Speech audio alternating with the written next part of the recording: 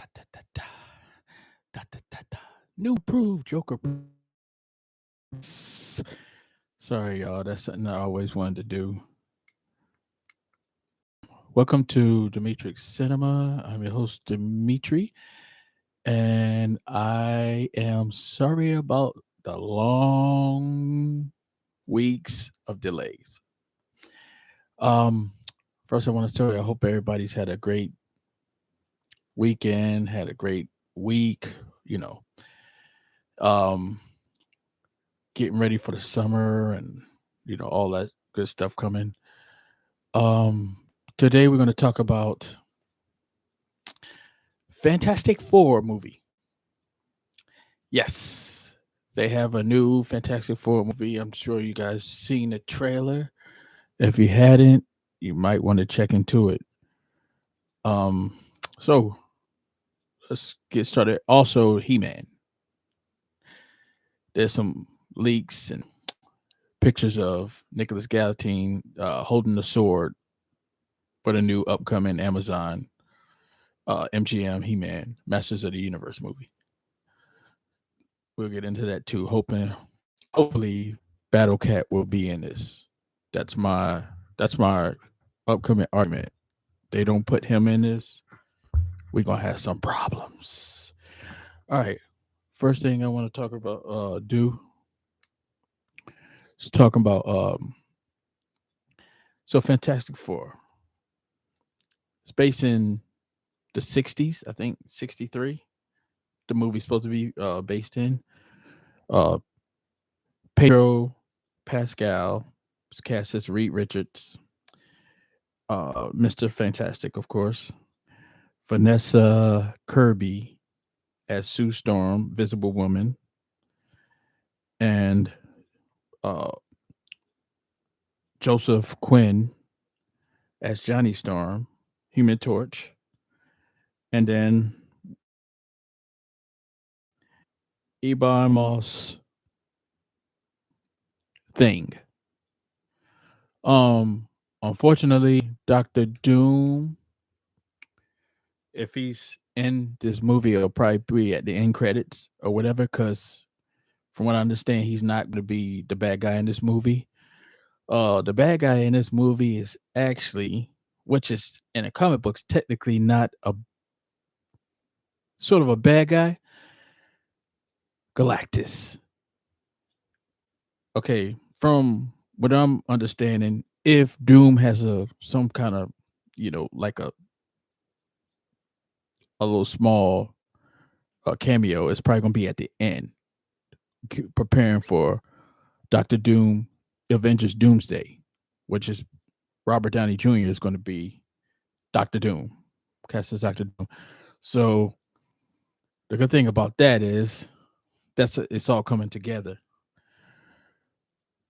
For those of you who don't know who Galactus is, he is like a universal god, pretty much. He goes through the universe and destroy planets, eats planets up. And apparently, how Quicksilver was came to part was Doctor Doom was going to destroy his planet. That was one of the planets Doctor Doom was going to destroy. And Quicksilver played with him and told him not to destroy his planet, that he'll be willing to do anything he want him to do, even work for him, whatever he had to do so he didn't destroy his planet. So Galactus gave him mercy. And he turned him into Quicksilver and used him as his uh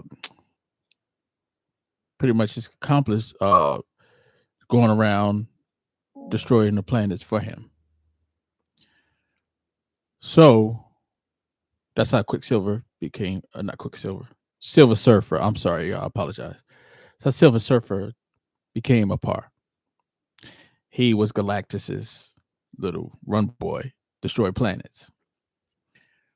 So, and this one, and all the fantastic movies they've done, They had the one with uh Chris Evans as Johnny Storm, you know, Jessica Alba as the Invisible Woman. That was like the first one. That one had Doom in it. But then you know, which was Fantastic Four: Rise of the Silver Surfer, which didn't turn out to be too good. They actually had Galactus in that movie, but he was like this big old cloud, universe cloud that was coming into Earth. He didn't look like the comic book actual Galactus. Galactus is this giant being that's bigger than the planets, and he has a mask with this giant metal nuclear mask with like big, like L type, um, uh, parts to his helmet that comes like this each side, and he's powerful and he destroys planets. And he apparently uses Silver Surfer to destroy the planets. But he's big time, and in the comic books, he's like one of my favorite, I guess, villains in Marvel. My actual favorite villain in Marvel is Apocalypse from X-Men. We ain't gonna get into that, but as far as my favorite villains, Apocalypse, Galactus, Thanos. I got a top 4 or 5, whatever. But Galactus is like be one. Well, he's one, and the Galactus is 2. So Galactus, he destroys planets. So from what I'm seeing, when I watch the trailer, they get into it, and they're talking about pretty much we're a family, because you see in the trailer they bring in like the little newscast or whatever, and at this point, Fantastic Four is already made, so I'm assuming they're going to have like the flashbacks of when they was on a ship. They were on an astronaut ship. The story goes they went into space and got caught up in some cosmic rays, and when they got back, they were changing each, and they developed powers. Uh, Ben Graham turned into the Thing, the rocky, big, strong, overpowered, strong force. Not as strong as the Hulk, but he's right under the Hulk. Uh, Victor Doom, Von Doom turned into Doctor Doom. He was already a smart, very, very intelligent, smart like Reed Richards. Them two went to school together and studied science together, whatever. Sue Storm was Reed Richards' wife. She turns into the Invisible Woman. She gets her powers of invisibility and making a force field. She can produce a force field cloud that could, go over her and anything she's around. Pretty cool. Johnny Storm, Human Torch, he can form his body into a force of fire. He can produce it. He can shoot out clouds of fire. He can shoot out fireballs. He can, set things on fire. He could, he's this powerful force of fire, flame. He always say, "Flame on." Ben Graham is it's clobbering time. They got their own little lines. And Mr. Fantastic, Reed Richards, is elastic. Like his skin, he can stretch all the way to the moon. Like it's just that's his power. He can stretch around, and I think it's like bulletproof too when he does it. So they all got their powers, and Doctor Doom, of course, becomes Victor Doom becomes Doctor Doom, and he's one of the smartest villains in Marvel history. Period. One of the smartest minds, most brilliant minds, one of the most powerful villains of all time. And normally he's in Fantastic Four movies because he's with the Fantastic Four. He started as Fantastic Four as one of their first villains. Fantastic Four went through battles with Doctor Doom. They went through battles with Galactus. You know, they fought, helped the Avengers at some point. They've had mounds of villains throughout the time, and but the way most known villain that occurs with them is Doctor Doom because he was on the spaceship when they got their powers. So, and he was friends with Reed Richards. So he's their most common, like Joker is Batman's most common villain. But right after him comes Galactus. And Galactus was big in the comics, big time. So I'm very excited that they put Galactus in here and they actually have him in his Galactus form and not, like I said before, in Fantastic Four, Rise of the Silver Surfer, they had him as cos bunch of cosmic radiation that's just coming to the earth. That was him. They said it was him. If the Silver Surfer tells them, explains to him that's Galactus, but he's not in no type of giant human type form like he is in the comic books. And that's the thing I didn't like about that movie, other than it wasn't good. So we're gonna talk about so in the movie they're established as a family. So they already, they've been already created, went to space, did all that. They're astronauts. Um, and they're telling the media, the news, hey, we have dinners every Saturday, this and that, whatever, we're a family and this. You even seen like Ben Grimm and that their robot, I forget the robot's name, but they've had that in original comic books in the 60s or whatever, part of the Fantastic Four. I'm gonna add a little garlic. Let me taste it. Oh, okay. He's excited. I'm gonna add a little garlic to it because the robot made it, but Ben wants to bife it up. So you see the personality, him and a robot or whatever. And I'm sure at some point you're gonna see him and Johnny Storm, with their personalities come together. They are like brother, big brother, little brother, but they're family. That's the cool thing about it. And throughout the trailer, you see them. You see Reed Richards. A scene where he's doing his chemistry equations, scientific equations, where he's trying to talk about like going through the different dimensions. The multi universe is brought up, and I don't know who he's teaching. Might be just teach a class about it or whatever. But you see, whereas it's coming along, and it looks like it's gonna be pretty good, man. It start off cartoonish, the vibe you get from it because of the coloring and the suits or whatever. But that's Fantastic Four. That's the original '60s Fantastic Four. That's what that's them. That's so I noticed Marvel is trying to go back to the roots. And when Marvel first started going to big screen, putting their movies and stuff out, or doing movies or whatever, they wanted to make things more realistic. X-Men, when it first came out, 2000 and I don't know, 2003, whatever it was, the very first X-Men movie, Hugh Jackman, Patrick Stewart, James Marsden, Storm. They wore the black suits, black like leather suits, so because they bring comic book realistic. If comic book was actually happening, comic book world, in this realistic world, what would they look like? They won't be walking around looking like the colorful suits. They'd probably be wearing like leather, like bodysuits for like, getting ready for combat, whatever. Now they done got so far into the Marvel when they done made different movies, redid the movies, whatever. Now they're just coming out with you know what? Let's just do the original with the comic book colors. If you notice in Deadpool and Wolverine, the suits, Wolverine's back.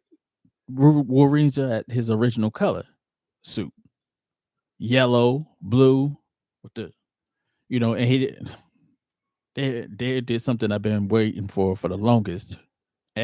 Expected when he first made Wolverine into the cinema. So I was so happy about Deadpool. I was happy about Deadpool and Wolverine just because of that alone, not due to the fact that it's Deadpool teaming up with Wolverine in comic book history. You know, they both were made by Weapon X, but it was just the fact that they went back to the Hugh Jackman wearing the suit and a mask. I was like, we all been waiting for Wolverine's mask. There you go. So here we go. So they're going back to the original types, colors, and what they were in the comic books, then towards what they think they should be right now in this realistic world. You know what I mean? They're like, just all right, screw that. We tried the realistic thing, that ain't going down. You know. So those are fantastic colors, Fantastic Four colors, and I like that. I like it. You know, know what you guys think, but so they go through their family problems throughout the trailer. Then towards the end, you see they have to overcome one of the biggest things that they run into, which is Galactus.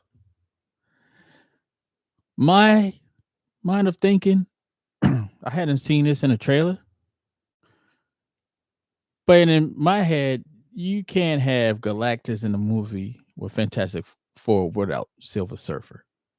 At some point, I'm guessing because Galactus is too powerful. He's like a cosmetic god from or whatever. Soon be like that. Like he's bigger than Thanos. He's bigger than from DC. He's the like you can't destroy him. He makes powerful people that are powerful. But in the comic books, Silver Surfer turns on Galactus and then he becomes good and he becomes Silver Surfer. So I'm guessing, I'm just thinking, I don't know nothing about the script or I didn't read what was, you know, stories out because I hadn't seen it out there yet. I'm guessing at the end of the movie, they can't defeat Galactus as Fantastic Four because he's too powerful. And that's when Silver Surfer comes out of nowhere and helps them and save the world. My guess. Don't take my word for it because the script might not be that. But I'm just assuming because to me that would be brilliant if you're putting this thing together, you're doing this thing. Make it about Fantastic Four throughout the movie. Make it Galactus coming. And they're like, oh, wow. Wow. We never seen nothing like this before. We can't take this kind of powerful being down. Well, number one, we're in the 60s. We ain't in 2025 where the technology is you. So what are we gonna do when they almost get defeated? And then here comes Silver Surfer. You know. So it looks like it's gonna be really good. I like the soundtrack to it, the music for it, the Fantastic Four theme. You know, it's like a almost it got what's his name? Batman, Tim Burton soundtrack, Batman vibes. You know, just the music of it. Uh, I, my opinion, I think it's going to be. I don't, not too sure. I've been thinking on it, what how I feel like it's going to be, but I think it's going to be. I think it's going to be okay. I'm not. I can't give you my full opinion on it yet. You gotta give it some time. You gotta give me some time to think about. I don't want to jump into the deep waters yet. I know there ain't no alligators in there. I'm getting good vibes from it, so I'm just maybe I give about two more weeks to think about it, and I'll come back on here and tell you how I feel. Actually, feel what I think it's gonna be. But you guys tell me what y'all think about it. Um. So yeah, I'm excited about that because I'm excited about the way where they're going with this project. It's not another realistic Fantastic Four movie right now, and they're trying to add different people in there, and it's like the last one they did, it was like they had Michael B. I love Michael B. Jordan as an actor, I think personally, when Chad Boswick had passed away for Black Panther, I think they should have just gave that role.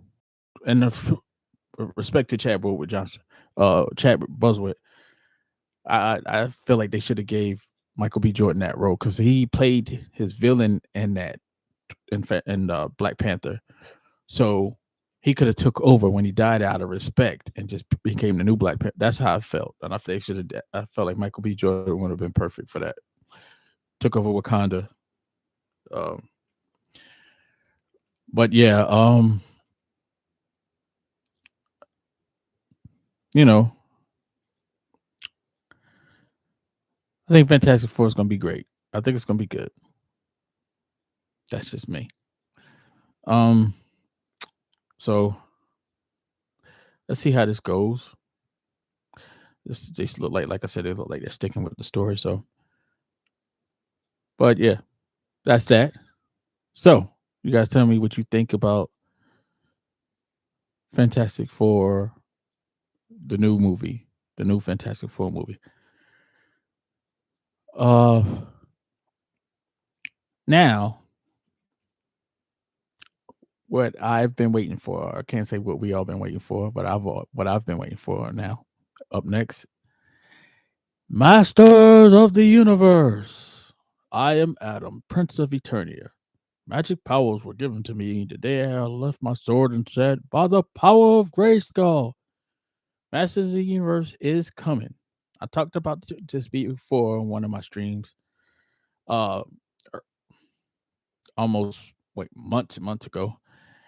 And I was talking about basically who I felt like should, I knew they kept talking about bringing it. It was supposed to be a Netflix movie. It's supposed to have been, forgot the name of the actor that was supposed to play him in Netflix. And now Amazon MGM got the project. Nicholas Galatine is He-Man. So they put up a picture on there, and I'm sure, hopefully, everybody, a lot of at least 60% people in the world seen it. Nicholas Galatine put a picture of him holding the power sword for a new Masters of the Universe movie because, of course, he's He-Man. They've even posted on the Entertainment Tonight pictures of him. I guess they're filming it now as we speak still. He's Prince Adam. This was what I was hoping that didn't happen. I didn't want them to go touch the road, touch the way that the path that the old Masters of the Universe movie went down, which is He-Man on Earth. I wanted, if they redid it, did another one, let it be all about Eternia. He-Man on Earth to me is like Jurassic Park: The Lost World at the end, where the dinosaurs are walking on Earth. No, man. No, you want to make it. You want to keep it in this range, or or Fast and the Furious, where you throwing tanks and stuff, going to flying to space, and like, no, keep it in this. What the project was made on. The cartoon was based in Eternia. Every episode, at least the ones I came up on. I didn't get to watch. I watched some of the Netflix He-Man cartoon, whatever, just to see what they were. My cousin had told me about what they were doing or whatever, and it was pretty good. I watched a little bit of it. It wasn't bad, but I'm sorry. Call me old school, stuck in my ways, OG, whatever you want to call it. I'm 80s He-Man. That's what I came up on. Prince Adam, Power Sword, buffed up guy that Eternia couldn't handle. Here comes He-Man by the power of Grayskull. He-Man is Eternia's Superman. So you got Man at Arms, who's like the Terminator. He's like the master of the weaponry and control of the soldiers there, and he's like really good. Like Man at Arms itself is a force to handle for Skeletor. But and he controls the Eternia soldiers and of Castle Grayskull, and he's in control of the army and all of that stuff. And Teela is his, of course, daughter. So I don't know if you guys remember this. I had said something about I feel like if they did Man at Arms, um, either Liam Neeson if he wasn't as old, and then I said no, Daniel Craig or Idris Elba would be good as Man at Arms because I just seen that I got this mind where I go through all these actors I know and seen and the ones that I like and the ones that don't like, and I just try to picture. It's like football with Kyle Shanahan putting on players that fit his scheme. I just look at it as putting the actors that would fit the project. I say, well, they could fit this even if they're not good. And I seen Idris Elba, Craig. I said would be great Man at Arms. And if I had to make the movie today, I said, well, Idris Elba, I would assume Idris Elba is probably a little bit younger than Daniel Craig. I'm not exactly sure, but I've seen Daniel Craig in his last. I can't remember what movie it was. I also seen him in the last James Bond. He's definitely aging. He looks like Andy Reid. So I'm guessing I should Idris Elba right now before the gray hair start flourishing through his pores. Get him. He's big guy. Um, he's a good actor, and that would be perfect for a role like that. He's been in Marvel movies before. He's been in the Thor, I think Thor 2, uh, not Thor Ragnarok, but I think it was Thor 2. So he's kind of familiar with that type of those type of characters, you know. Uh I forgot the sorry about that. I forgot the character he played in Thor. But I could see him as a weaponary specialist and chain of command over Eternia's army of soldiers. And also said, far as Teela, his daughter, I felt like here we go with remembering names. The girl from Avatar, the black girl that plays the Avatar. I think she plays Columbia.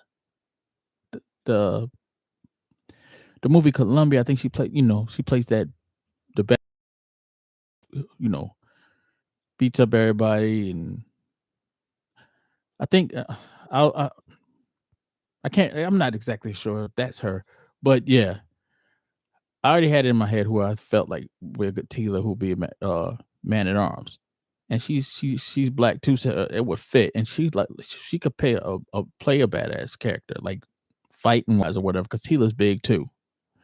So before you even get to He-Man, you have to deal with those two.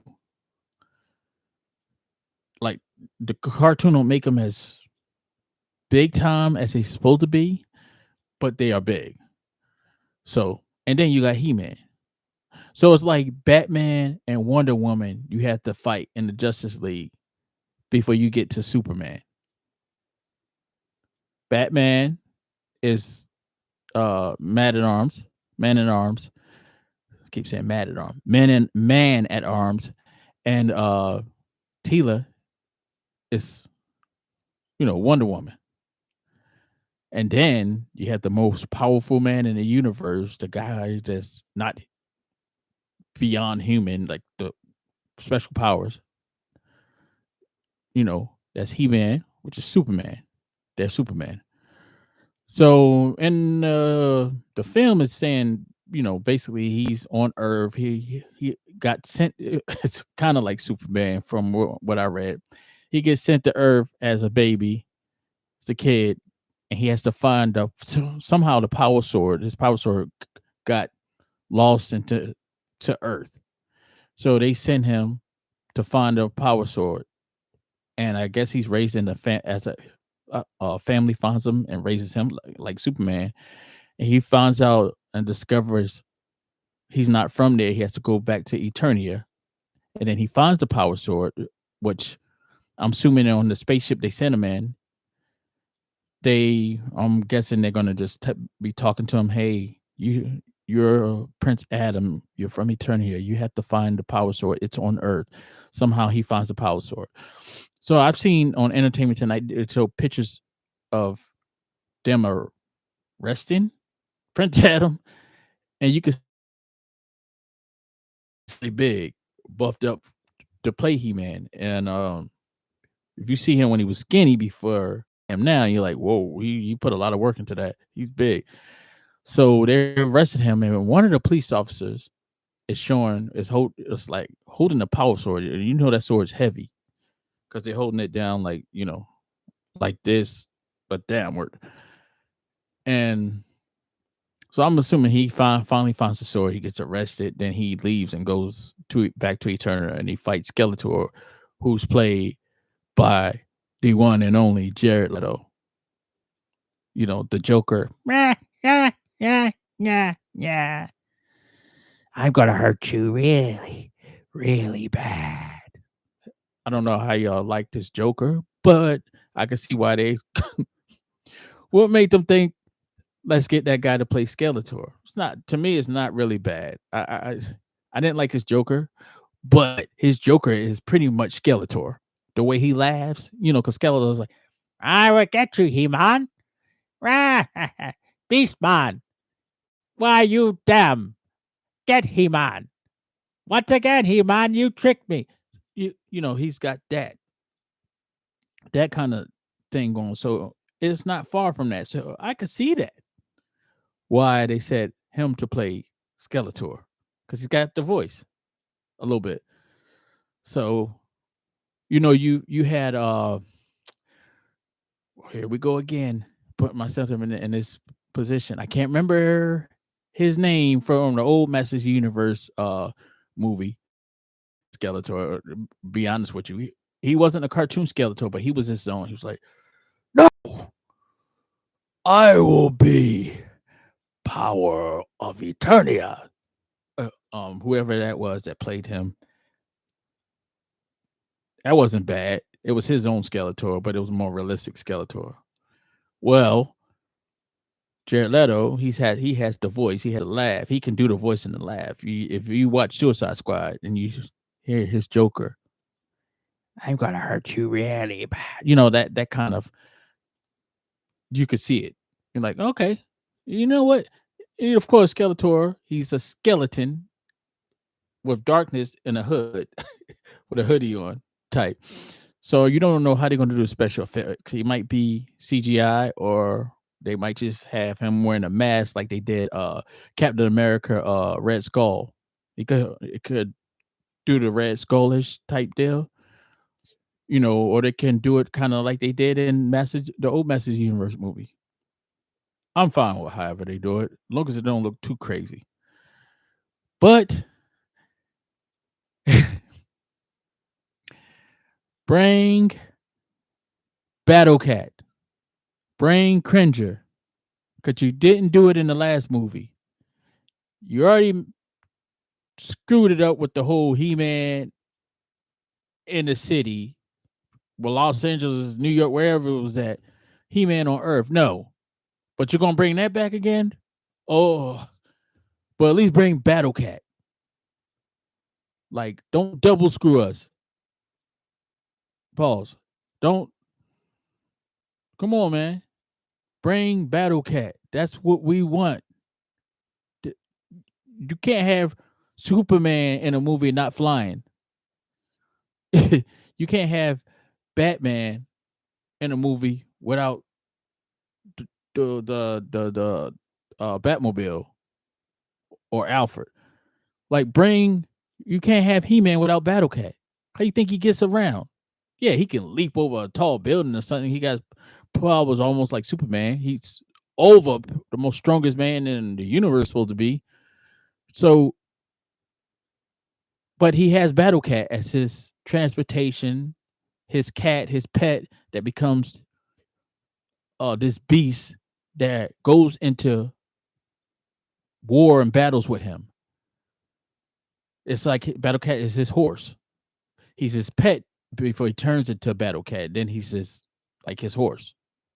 So we want to see that, and it would be amazing what the graphics they would probably do to have to bring that to life. The CGI, that would take some work because you're bringing together a green tiger looking cat that talks to him, and uh, if y'all not familiar with the '80s cartoon, Cringer was very scary. He was scared of everything. He was like Scooby Doo almost, like ooh, Shocky, I'm scared. Like, oh, man, I don't know if I want to. Oh, Skeletor's here, and he's like, you cannot be scared. Like he's very scared. It's like when he turns into the battle cat, he's like, oh, let's go get him, man. Like he's not scared. He's dangerous and scary. So them doing that's if you do CGI, you really got to do good with that. We want to make this movie great, man. Like come on, like give us what we've been waiting for, what we missed. Let's not disappoint the young generation because you're trying to introduce the old generation to the young generation, the new generation. So if you want these younger kids, new generation coming up on He-Man, Masters Universe, make it. It started with the 80s cartoon. That's what blew it up. So make it go back to the original thing, like X-Men is doing now with the original suits and stuff I'm talking about. Do everything original. And I'm just excited, man. I'm glad they didn't get an actor that's going to probably screw it up. And the actor Alan Richardson. That's what I felt like. And my streams, when I was talking about making the He-Man movie, I said Alan Richardson would be a perfect He-Man. Jack Reacher series. He was in the Fast and the Four, Fast and the Furious, Fast and the Four, Fantastic Four still in my mind. Fast and the Furious. I think the last one, which he turned on Dominic Toretto at the end, but Alan Richardson's big, buff, perfect. Maybe put on another 20 pounds to get more beef, but he's already beefed up. You can take him as he is. You know what I'm saying? You don't have to wait a year for him to turn into like Nicholas Galistein. Nicholas Galistein was skinnier, more cut guy, but skinny. I'm sure it took him months to get to He-Man size. Alan Richardson wouldn't had to do much. Just maybe put on 20 more pounds of muscle if you want. If you want on his neck, like you know what I'm saying? He-Man's a big dude. So I felt like he would have been good. He's not a bad actor. You know what I'm saying? And like I said, what I said, Skeletor. I think I said, um,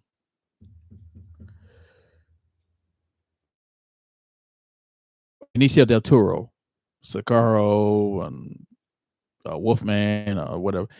I could play it. That's so I said would have been a great Skeletor.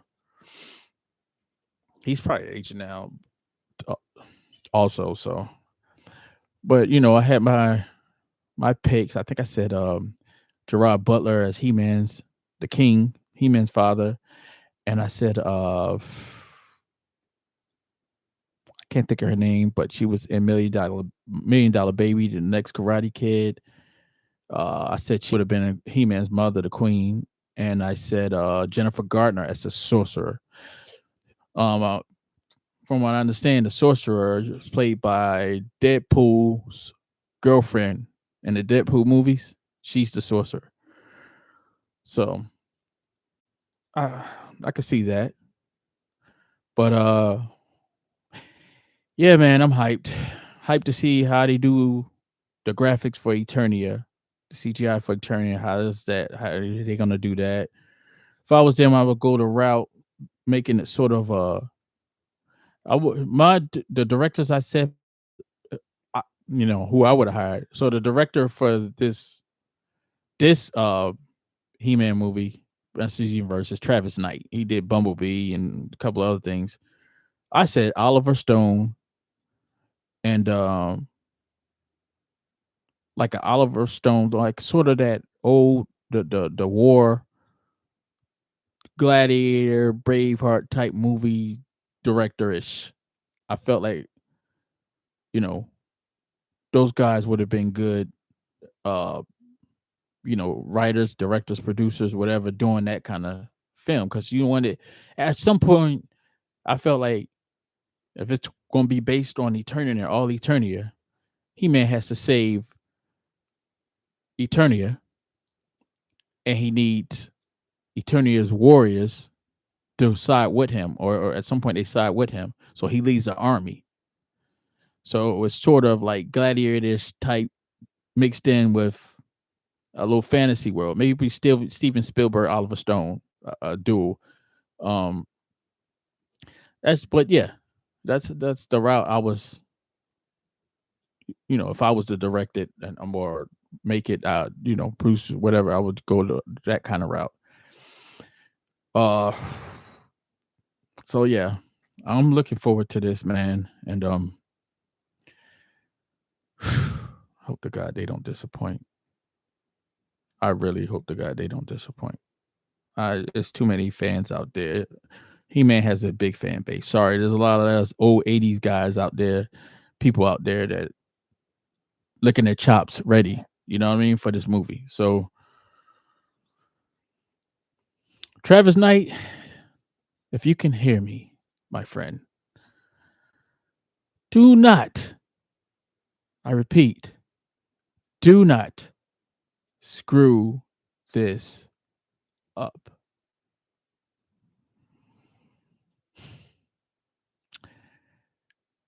Thank y'all for listening. Subscribe if you like this.